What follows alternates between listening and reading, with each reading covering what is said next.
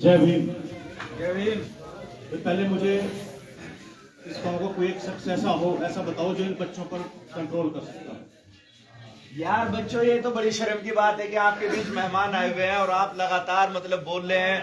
कोई ऐसा ये शख्स हो जिससे बच्चे ये तो बड़ी डरते हैं। गलत बात कर रहे हैं आप लोग। क्या कहेंगे बाहर जाकर आपके बारे में?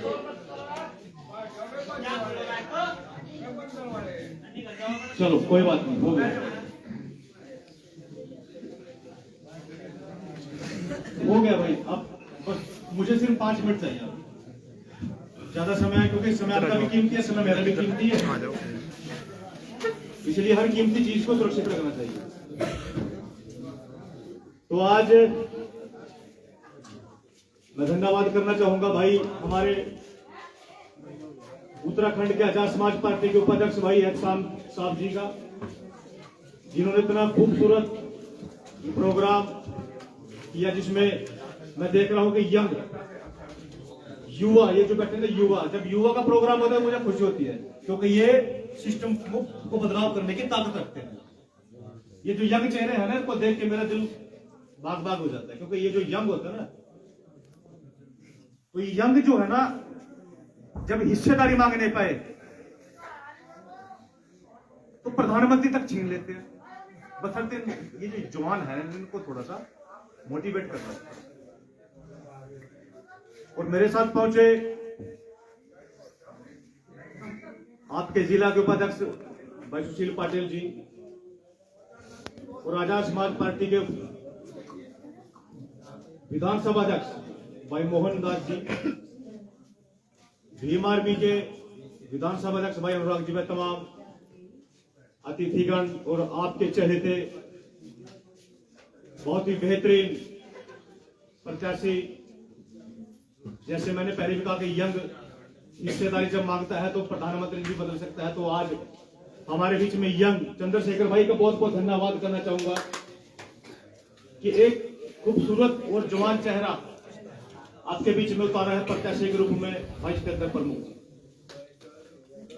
अभी ताली ना बजाना, ताली तब बजाना जब बिल्कुल मैं बैठ जाऊं, तब बजाना, तो आपकी मर्जी बजानी तो ठीक है। देखिए बात सिर्फ समझने की है, बात सिर्फ अधिकारों की है। देश की आजादी को 70-75 साल हो गए, क्या मुस्लिमों की दशा बदली? नहीं बदली? नहीं नहीं बदली। फिर एक कड़वी बात बोल दो, फिर मुस्लिम समाज क्यों कहता है कि कांग्रेस जो है अच्छी है, जब हमारी दशा बदली ही नहीं? तो फिर किस घमंड के साथ मुस्लिम समाज ये कहता है कि कांग्रेस हमारी? भाजपा का तो हमें पता है, भाजपा का हमें पता है कि वो सामने हमारे बंदूक लेके खड़ी है, उससे तो हम बच लेंगे। सामने कोई दुश्मन लाठी तलवार लेके खड़ा है, उससे तो हम बच लेंगे। लेकिन इस सरकार से कैसे बचे, ये कांग्रेस से कैसे बचे? तो मीठा रसगुल्ला है, देखेंगे रस भरा रसगुल्ला, खाएंगे स्वादिष्ट मीठा, अंदर उसमें जहर। कहां दशा बदली इस देश के मुस्लिमों की? जब जामा मस्जिद में भाई चंद्रशेखर आजाद, अभी एहसान साहब ने बताया एनआरसी सीए कैब का मुद्दा था, सभी को पता है, बताने की जरूरत नहीं है। अभी इन्होंने ये भी बताया कि 200-250 लोगों का एक ग्रुप भी था जो जिसमें यंग थे सारे, और वो सिस्टम को बदलने की हिम्मत रखते हैं। तो ज्यादा एनआरसी के बारे में नहीं बताऊंगा। तो जब जामा मस्जिद में चंद्रशेखर भाई ने ऐलान कर दिया कि भाई जो है जामा मस्जिद में पहुंचना, तो हम भी गए वहां, हरियाणा से हम भी निकले। हमने ये नहीं सोचा कि वो लड़ाई जो है मुस्लिमों की थी, हमने नहीं सोचा, क्योंकि हम तो एक चीज देखते हैं, दो पहलू हैं। ये पहलू क्या है? मैं दलित हूं, मेरा शोषण होता है जाति लेवल पर, ये मुस्लिम है, इसका शोषण होता है धर्म के लेवल पर। तो शोषित दोनों है, अगर दोनों हाथ मिला लेना, मैं ये कहता हूं कि तख्त और ताज दोनों हाथ में कंट्रोल कर सकते हैं, लेकिन हम एक दूसरे के साथ मिले ही नहीं, क्योंकि अब तक कांग्रेस रही, कांग्रेस ने हमें मिलने ही नहीं दिया। कड़वा सच है। कांग्रेस नहीं चाहती कि इस देश का दलित और इस देश का मुस्लिम एक हो जाए, राजनीति खत्म हो जाए। जिस दिन जामा मस्जिद में चंद्रशेखर भाई ने बुलाया और वहां पर पुलिस ने उनको गिरफ्तार कर लिया, उस दिन हम भी वहीं थे, हमें भी लाठियां लगी, यहां तक कि हमारी गाड़ी का जो है शीशे भी तोड़ दे, पुलिस लाठी मार। हमने कहा चलो भाई तोड़ दो, तुम्हारा क्या है भाई, तुम्हारी सरकार है भाई, तुम तोड़ दो तो गोली मार दो, हमें क्या फर्क पड़ता है, हम तो है गोलियां खाने के लिए। लेकिन समाज के लोगों यहीं तक सीमित है, चिंता का विषय है कि यहीं तक सीमित है, हम कब तक हम शिकार होते रहेंगे। आज ही अभी एक ट्वीट किया मैंने थोड़ी देर पहले, यूनिवर्सिटी में एक मुस्लिम बहन बुर्का पहन के जाती है तो पीछे से 20-30 लड़के कहते हैं जय श्री राम जय श्री राम जय श्री राम। मैं कहता हूं कि तुम कहो जय श्री राम, हमें फर्क नहीं पड़ता, लगाओ जितने मर्जी नारे जय श्री राम, हम भी लगा देंगे जय श्री राम, हम भी कह देंगे। लेकिन मुस्लिम बहन के आगे क्यों, क्या साबित करना चाहते हैं, क्या साबित करना चाहते हैं? मैंने युवाओं से पूछना चाहता हूं कि वो लोग हमारी बहन को डिस्टर्ब कर रहे हैं, वो कॉलेज में पढ़ने के लिए एडमिशन के लिए मुस्लिम बेटी, अभी ट्विटर पे मैंने ट्वीट किया थोड़ी देर पहले, रिट्वीट किया था, अभी देख ले आप लोग, उस बहन के सामने क्यों? और मैंने क्या लिखा उस ट्वीट पे, मैंने ये लिखा, उन्होंने भगवा जाल रखा था, मैंने सरेआम लिखा, अभी ट्वीट भी दिखाऊंगा, लाइव चल रहा है। मैंने लिखा कि ये भगवाधारी लोग कब तक मुस्लिम बहनों के साथ, इनके फ्यूचर के साथ छेड़खानी करते रहेंगे? सुधर जाओ, नहीं तो हम भी मारने वाले हैं भाई, सुधारना भी जानते हैं भाई। देखो सामने तो आना पड़ेगा, सामने तो आप लोगों को आना पड़ेगा। एक 2 मिनट का एक किस्सा बताता हूं आपको। गाजियाबाद में एक मुस्लिम मस्जिद थी, गाजियाबाद में एक मस्जिद थी, और मस्जिद जो थी वो बिल्कुल जो मेन रोड था ना उस पे थी। अब वहां पर कुछ भगवाधारियों ने क्या किया, देखो सरकार उनकी है भाई, तो कड़वा सच है, हमारी नहीं चलती, वो हमारे मंदिर भी तोड़ देते, हमारी मस्जिद भी तोड़ देते। अब उन्होंने पहले तो एप्लीकेशन दी कि भाई ये मस्जिद यहां से हटनी चाहिए, क्योंकि उनकी आंखों में लटक दिया ना, वो जब सूर्य जाते ना उठ के वो कहते हैं हमारी आंखों में लटक दिया ये, भाई क्यों भाई, तुम राम मंदिर बनाओ, हमने कभी एतराज किया? किसी मुस्लिम ने कहा आज तक कि राम मंदिर क्यों बन रहा है? नहीं कहा। तो फिर हमारी मस्जिद के साथ क्या दुश्मनी है भाई तुम लोगों को? वहां पर मस्जिद दोपहर को तोड़ना शुरू कर दी और वहां पर मुस्लिम समाज इकट्ठा हो गए। लेकिन प्रशासन कहीं ना कहीं, देखो एक कड़वा सच है, मुस्लिम समाज थोड़ा सा, अच्छा भाई समझ रहे हैं,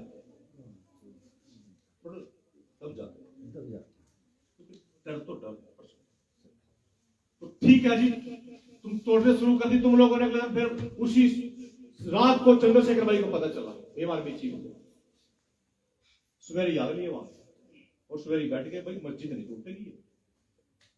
अगर तुम्हारी कोई मस्जिद लड़कती है, तुम अपना रोड चेंज कर दो, अपना रास्ता चेंज कर दो, मस्जिद यही रहेगी। भाई दिक्कत तो तुम्हें है ना भाई, तुम अपना रास्ता चेंज करो भाई, मस्जिद को दिक्कत नहीं, मस्जिद तो यही रहेगी भाई, तुम जाओ जहां मर्जी से। तो समाज के लोगों को मस्जिद जितनी टूटी थी, चंद्रशेखर भाई ने कहा तो नहीं बनानी पड़ेगी, इसको बनाओ, जितने तोड़ा उतना बनाओ, और सरकार से वो वहीं पर जो मस्जिद थी वहीं पर कायम है, वहीं पर कायम है। कोई कांग्रेस का नेता तो नहीं गया। एनआरसी के मुद्दे में एक अकेला शख्स चंद्रशेखर आजाद 1 महीना जेल में रहेगा, तो कांग्रेस का नेता तो नहीं गया। फोन बंद करो, कोई कांग्रेस का नेता तो नहीं गया। कांग्रेस के नेता ने तो खुल के जो है स्टेटमेंट भी नहीं दी, खुल के स्टेटमेंट भी नहीं दे पाए कांग्रेस के नेता, जिनको हम ये कहते हैं कि कांग्रेस हमारी। अरे भाई हम तो आजादी से पहले भी वैसे थे, आजादी के बाद भी वैसे हैं, तो फिर कांग्रेस तो हमारी है ही नहीं। ये तो कड़वा सच है। हम दलित, मैं दलित का बेटा, इस देश का बावजूद मुझे समझाया गया था कि कांग्रेस हमारी है।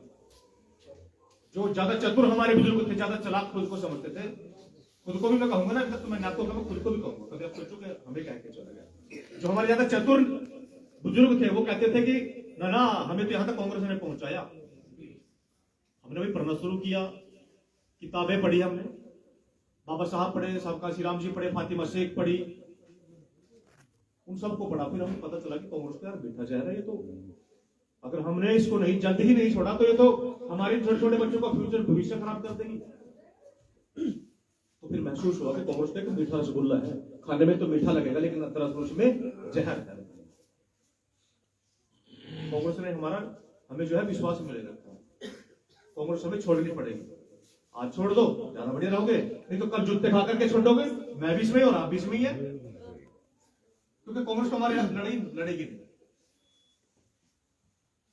देखिए, जब बाबा साहब लड़ाई लड़ रहे थे, 1 मिनट का समय, जब बाबा साहब लड़ाई लड़ रहे थे, वो बाबा साहब को संसद में घुसने से इनकार कर दिया कि इसके सब बंद कर दो भाई। तो तब बाबा साहब का जो साथ हम मुस्लिम समाज ने दिया था, पता है आप लोगों को, मुस्लिम समाज ने दिया था।